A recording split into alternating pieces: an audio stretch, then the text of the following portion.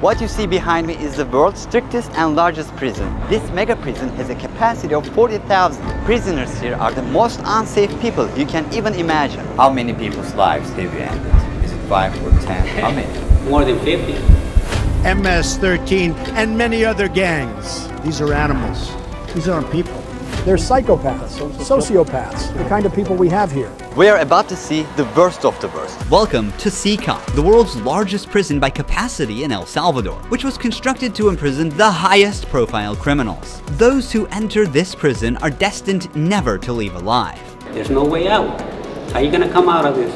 The reason why this small country of 6 million needs the largest prison is the gangs. Once dominating the country, these gangs faced a dramatic crackdown starting in March 2022. Under President Nayib Bukele's administration, over 70,000 individuals, about 2% of the country's adult population, were arrested within just 16 months. Buses transported thousands of chained gang members to CICOT in a tightly coordinated nighttime operation. Sitting one behind the other, heads lowered, they looked like a single mass. Surrounded by armed guards, none of them dared to resist commands. Their life has changed in a day. In this documentary, we will interview one of them, one of the most ruthless gang leaders, known by the nickname Psycho. 10 minutes. You only have 10 minutes. Built in 2022, this massive prison is made up of 8 separate modules spread over 410 acres of land. Each pair of modules is enclosed by 2 separate 3-meter-high walls with razor wire. The entire facility is surrounded by a towering 9-meter-high wall with a 3-meter-high electric fence carrying 15,000 volts. 19 watchtowers are ensuring nothing escapes notice. The entire design doesn't just prevent escape, it erases the very idea of it. Hello. Hello, we have permission from the presidency.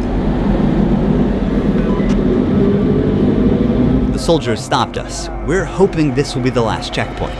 The jammers blocked all signals within a 2-kilometer radius of CICOT, completely cutting off all communication. Over 600 soldiers work only to secure the perimeter. We are going to leave all of our belongings here before entering the prison. We will only carry our cameras and microphones, that's it. Pass slowly. Look at the camera.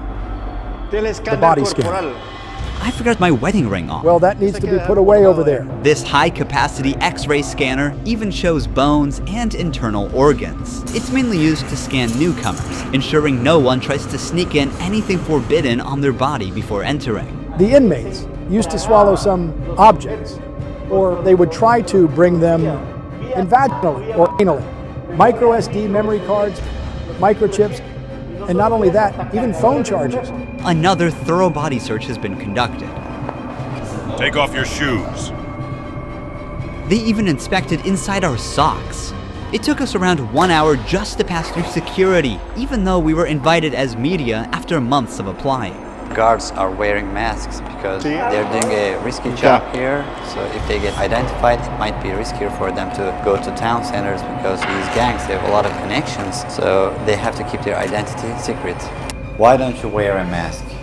I have to talk to them face to face, looking them in the eye. They already know who I am. We're in the registration room. This area is for inmates only. When a criminal is captured on the street, they don't carry ID or give their real name. That's why their fingerprints and photographs are taken here to enroll in the system. Once they become a permanent part of CICOT, the inmates lose all contact with loved ones for the rest of their lives, as family visits are strictly forbidden. It's also important to note that a small number of innocent people were mistakenly imprisoned during the big crackdown. Because of the no-contact policy, their families have no idea where they are or if they are still alive. For some, this documentary could be their first chance to see a missing loved one. Before entering the modules where the inmates are, we visit the armory of the prison. This section is a must in case of possible riots, and these convicts are the most unsafe people on earth. The type of firearm we use is a T65 rifle, similar to the M16 rifle. We also have this other firearm, which is a 12-gauge shotgun.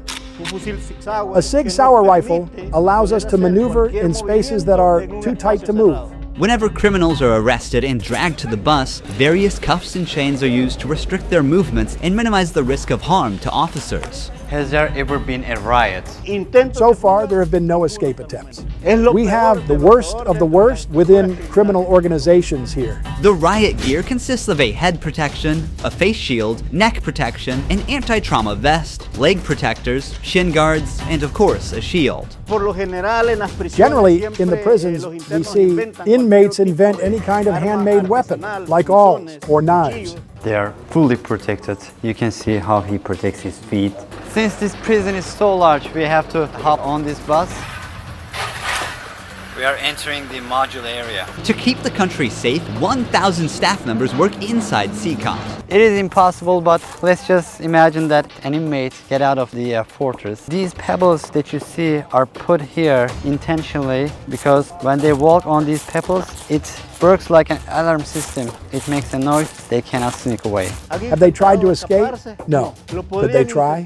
Difficult, because they would have to go through a series of security rings. CCOT was built with its own infrastructure in an isolated area, including an electrical and sewage system to prevent external interference. In case of an electricity cut or water supply issue, the cisterns and power plants will maintain operations for up to a week. I'm so excited. We're gonna be face to face with the most dangerous criminals in the world. It is pretty tense. We are entering one of the modules now. You are seeing the third and fourth modules next to each other. An offender who enters one of these buildings never exits through these doors.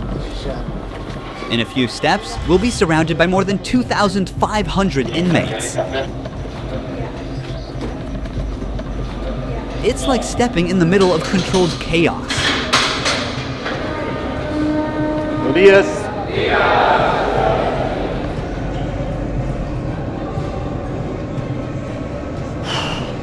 This is so intense.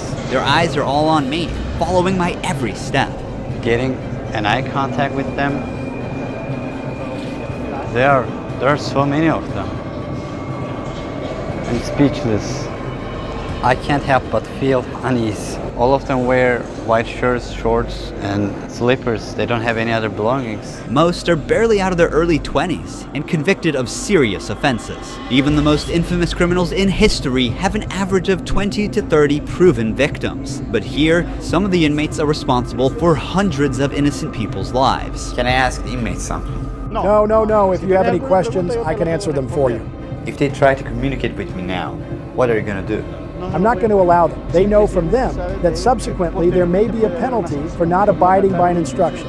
I'm curious to know which of these group leaders I'll be interviewing. It is forbidden for us to pass this yellow line because these are one of the most dangerous human beings on Earth. Without the bars between us, everyone knows exactly what could happen. There are 32 cells in every one of the 8 modules making up the mega prison. Each cell holds around 80 inmates, but the number can go as high as 150. Despite not being at full capacity, the inmates only have 0.5 square meters of personal space each. Prisoners do not have any ventilation rights or courtyards to walk outside their cell. Each inmate here have been given one of the longest sentences you can even imagine in your life. The only thing that doesn't change that all these inmates will never get outside. They will never see sunlight. The only people are authorized to get inside and outside are the personnel and sometimes media like us. They will never ever leave this building. If you see their look, you can see the emptiness in their soul. They don't have any hope towards future. They look very robotic.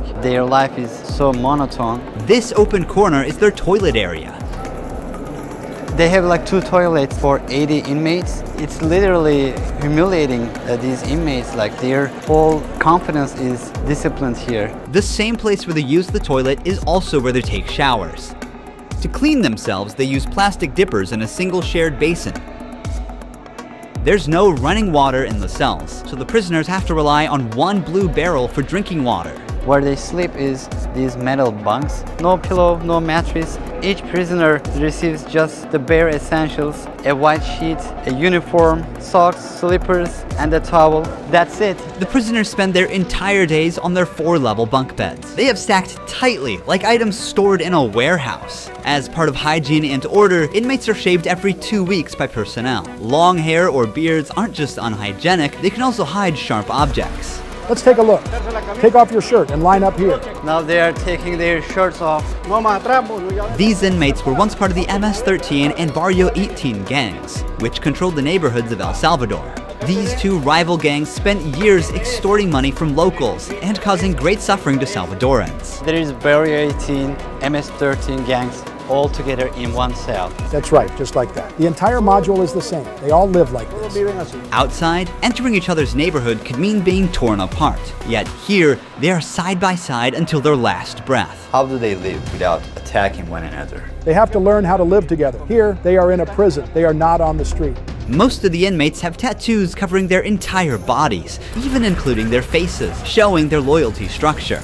For MS-13, tattoos often include initial letters or the number 13. Members of the other gang use symbols like 18 or 666, which add up to 18 and symbolize the devil, or they use Roman numerals. Having gang tattoos on one's face is a clear sign that they are one of the most ruthless and high-ranking members of the organization. Crossing paths with such a person on the street is the same as staring death in the face. A spiderweb tattoo represents being caught in the web of justice and serving a long prison sentence. The devil horns tattoo is a dark symbol that represents these individuals' worship of the devil. Some even claim that they carried out their actions under the devil's command. A teardrop tattoo signifies that the person has ended someone's life. The number of teardrops indicates how many lives they've taken. If there are 3 teardrops, it suggests that the tattoo's owner has taken so many lives that they've lost count. With the phrase "laugh now, cry later," these masks or clown tattoos send a clear message. Stay strong in the face of hardship now and deal with the consequences later. Are all these people truly bad? They're on another level, high-profile criminals who will never change their mentality. If you look at the upside, there's a catwalk area. Guards consistently watch over the inmates from this elevated spot above the cells. If anything suspicious occurs, they will intervene while an extensive network of cameras observes every corner 24/7, ensuring nothing goes unnoticed. The modules are kept lit all day and night for monitoring. When the sun goes down, the lights stay on all the time. They are constantly being observed. I think this is one of the hardest things. When they try to sleep, they use their towels and cover their eyes to block the light.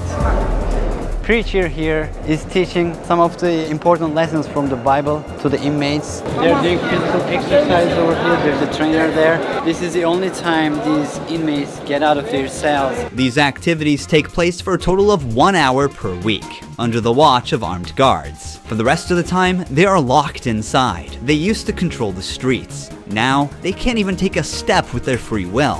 It's a rotating schedule. There's not enough space, so they can't all go out on the same day. Has there ever been a chaotic incident when these inmates were outside of their cells? So far, nothing. Whenever we focus the camera on a cell, we often catch a prisoner silently mouthing words. Even behind bars, gang members attempt to send orders to the outside. This prisoner was doing just that, but we censored him to block the message. Despite the crackdown, these groups still hold significant power outside. Rumors suggest they have plans for taking revenge by targeting innocent people. But in response, the authorities threaten to impose even harsher measures on imprisoned members. If they do that, there won't even be one meal in prison. I swear to God, they won't eat a grain of rice. Let's see how long their homeboys last inside. Here they get 3 meal times: breakfast, lunch, and dinner. Breakfast is usually beans and rice. For lunch, they get white rice and pasta. And dinner's pretty much the same. The only thing that changes is the drink. There's no nutritious food like chicken or meat. This is the lunch. It's rice, pasta, and 2 tortillas. Does the menu vary from day to day? No, Is it the same every day? it's always the same. It's for freshmen. Okay. It's a sugary drink. I'm going to taste it for myself. Inmates must eat with their hands and clean their plates before returning them. With a diet lacking in protein, many likely suffer from nutritional deficiencies. Before starting our interview with an inmate, I want to show you one more place that is even more extreme than what you've seen so far. Here we are in the isolation cell area. If inmates break a rule, they can be sent to these isolation cells according to the legislation. The law gives me the right to keep the prisoners in isolation for up to 15 days. These cells have sealed doors. Through this grid, I can see them and identify who's inside. We serve food here, and we also use this space to put handcuffs on them before opening the door to move them from here to their cell. Welcome to the isolation cell. If an inmate misbehaves, this is where he ends up. He won't know the time or how much longer he'll be kept inside. For days or even weeks, he sleeps on this concrete bed without ever leaving. They are cut off from the outside world, left alone with nothing but their thoughts. This is where they supply their water. There's a water basin here. They take their water here, and this is where they pee.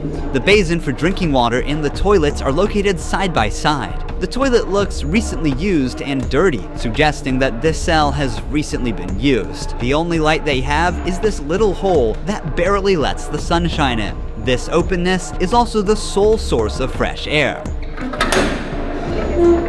What is the most challenging thing about isolation room according to you? Inside, you don't even see your hands. So when someone is isolated, it is necessary for them to have something, a book, anything, to keep their mind clear. But here, they don't have access to any of that. No matter how tough a criminal is, this kind of isolation breaks them. This is necessary for the type of offenders that we have here. People who once played God by deciding who would live and who wouldn't live deserve the worst punishment. We don't show them mercy. They can ask for forgiveness, and may God forgive them. But here, justice must be served for so many victims, and it's the least they deserve. Now we're going to interview the inmate known as Psycho. He has a 34-year criminal history and has spent the last 25 years as a high-ranking member of an organization. 10 minutes. You only have 10 minutes.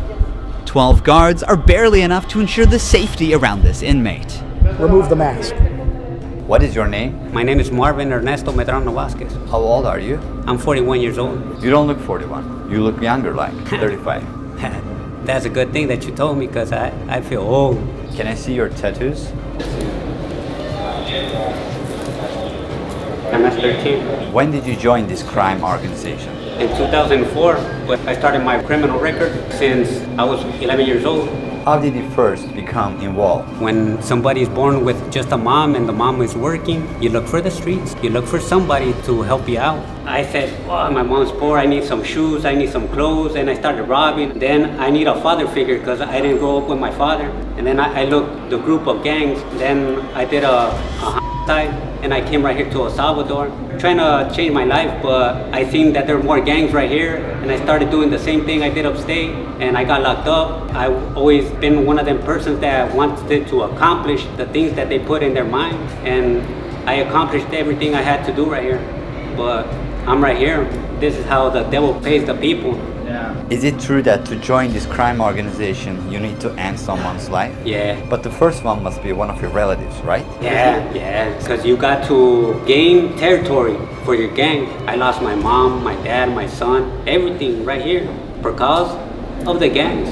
When I could be with my family, upstate, the United States, a better life. But, you know, we took wrong decisions, and this is the cause of this. That's why I tell the youth, go to school, listen to your mom, listen to your dad. Don't live this life that we live right here. There's no way out. How many people's lives have you ended? Is it 5 or 10? How many? No, if you talk about what you used to do in the jails after, it probably get a few more than 50. You gotta do it sometimes. How did you become cold-blooded and merciless in time? I can't really respond you with that question. How do you feel about not seeing your family forever since you're in Sakat? I feel bad because I seen my son the last time when he was 5 years old, and he's 21 years old right now. I want to see him. I want to tell him, don't do the same things that your dad did. Look for a good life. people who have fallen victim because of you will never see their loved ones again. You will also never see your family. How do you cope with emotions like missing someone? I feel bad. Sometimes, like I tell you, I lay down on my bed and I think a lot of things, and sometimes I cry. What is your motivation to stay alive here? To one day change my life and look for God in my life, and I tell God, hey, forgive me because I did some things. Okay.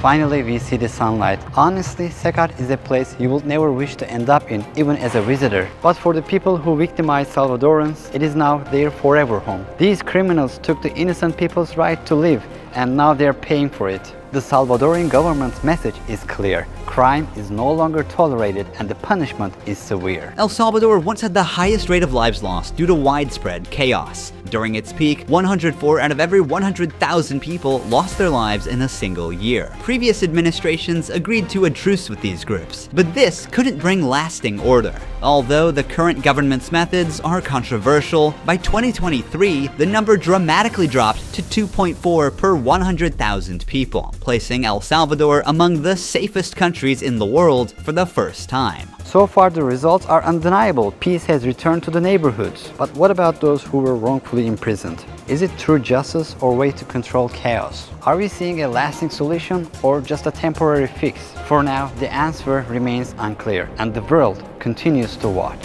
Thank you for watching this documentary. See you in the next one. Don't forget to subscribe. Ruhi Chenet was here.